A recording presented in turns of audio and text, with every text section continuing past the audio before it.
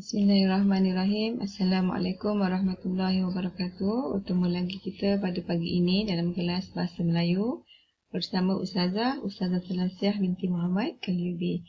Baik, menjadi harapan Ustazah semua murid bersedia dengan buku teks dan buku aktiviti dan dapat mengikuti pembelajaran Ustazah dengan memberi tumpuan yang baik supaya pembelajaran pada pagi ini dapat diterima dengan jelas.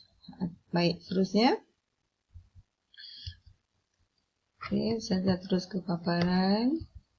Baik, untuk minggu ini kita masih lagi berada di tema yang sama, iaitu tema 3, pentingkan kebersihan dan kesihatan, unit 8, menu sihat, tajuk kata seru, wujud buku teks halaman 50. Jadi Ustazah beri peluang pada kamulah untuk melihat pembelajaran kita hari ini dengan merujuk buku teks halaman 50. Baik, standard kandungan 5.1, memahami fungsi dan menggunakan golongan kata mengikut konteks. Standard pembelajaran 5.1.43, memahami, mengenal pasti dan menggunakan kata tugas mengikut konteks kata seru. Jadi hari ini pembelajaran kita berkaitan dengan tata bahasa iaitu kata seru. Okey, seterusnya. Baik, objektif pembelajaran kita pada hari ini. Pada akhir pembelajaran, murid akan dapat membaca ayat yang mengandungi kata seru dengan menggunakan intonasi yang betul dan jelas. Yang kedua, menyebut perkataan dalam petikan dengan betul. Nombor 3, melengkapkan latihan dengan menggunakan kata seru dengan betul. Aktiviti yang perlu kamu lakukan pada hari ini ialah yang pertama, murid menonton video pembelajaran. Yang kedua, murid dibimbing oleh ibu bapa membina ayat menggunakan kata seru berdasarkan gambar dengan betul. Yang ketiga, murid melengkapkan latihan dengan kemas dan betul dalam buku aktiviti. Baik, pembelajaran kita pada hari ini ialah berkaitan dengan kata seru. Dengan merujuk buku teks halaman 50. Ustazah ulang, pembelajaran kita pada pagi ini merujuk buku teks halaman 50. Baik, kata seru. Kata seru, apa itu kata seru? Kata seru ialah kata yang digunakan untuk melahirkan perasaan. Melahirkan perasaan yang bagaimana kamu boleh rasa. Kalau kamu marah, melahirkan rasa marah, melahirkan rasa gembira, melahirkan rasa terkejut, hairan. Macam mana kamu nak gunakan kata seru? Nanti kita akan belajar sama-sama. Okey, contoh kata seru. Contoh kata seru kita ada amboi, wah, hai, oh. Kita ada contoh kata seru dalam buku teks kamu tu ada amboi, wah, hai, oh. Baik, yang ketiga, setiap ayat seru berakhir dengan tanda seru. Kita belajar kata seru. Kata seru ni tadi amboi, wah, hai, oh. Ini kata serunya. Bila kita bina ayat hasilnya ialah ayat seru. Ayat seru ataupun ayat seruan sama berakhir dengan tanda seru. Ni tanda seru ni. Tanda seru ni. Okey. Seterusnya kita lihat contoh ayat. Penggunaan dalam ayat. Okey, kata seru yang pertama. Baik, kata seru yang pertama ialah hai. Hai digunakan untuk menegur seseorang atau menarik perhatian.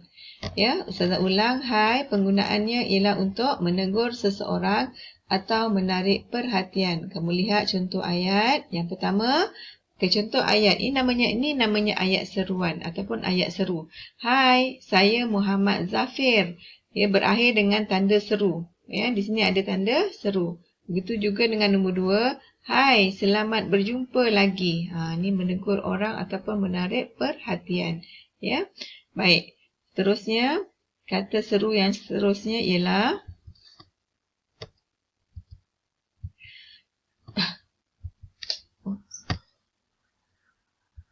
Okey, kata seterusnya ialah oh. Ya, oh untuk menyatakan perasaan terkejut, hairan, kecewa dan sebagainya. Ya, contoh ayatnya. Yang pertama, oh Tuhanku, ampunilah aku. Yang kedua, oh sampainya hatimu menipu aku. Ya, perasaan kecewa. Ya. Okey, seterusnya kata seru, amboi dan wah. Ni amboi dan wah ni digunakan untuk menyatakan perasaan kagum dan hairan. Ya, perasaan kagum dan hairan. Contoh ayatnya, wah, besar sungguh rumah ini. Wah, besar sungguh rumah ini. Kamu lihat dia setiap kata seru, ni depan ni ialah kata seru. Kata serunya apa? Wah. Selepas kata seru mesti ada koma. Ini tanda koma, ya. Dan berakhir dengan tanda seru. Ni tanda seru. Ini namanya ayat seru ataupun ayat seruan. Ya, bila Ustazah kata kata seru yang depan ni je. Wah, amboi, tu kata seru. Bila ayat, dia panjanglah ayat. Ya. Yang kedua, ayat untuk melahirkan rasa kagum dan hairan ialah penggunaan amboi. Amboi, banyaknya orang di sana. Dia berasa kagum dan hairan. Kenapa orang di sana tu sangat ramai. Ya. Baik, seterusnya. Okey, perkataan Ya, perkataan bila kamu nak gunakan perkataan digunakan untuk menyatakan perasaan hairan dan terkejut. Ni pun sama juga macam tadi. Wah, ya, tapi kamu lihat ayatnya. Ya, bila ayatnya kamu tengok sesuaikan ayat tu dengan kata seru yang betul. Ya, ada penggunaannya mungkin wah. Sebab saudara kata tadi, wah melahirkan rasa kagum kan. Ni pun hairan, terkejut. Ya. Baik, kita lihat contoh ayatnya.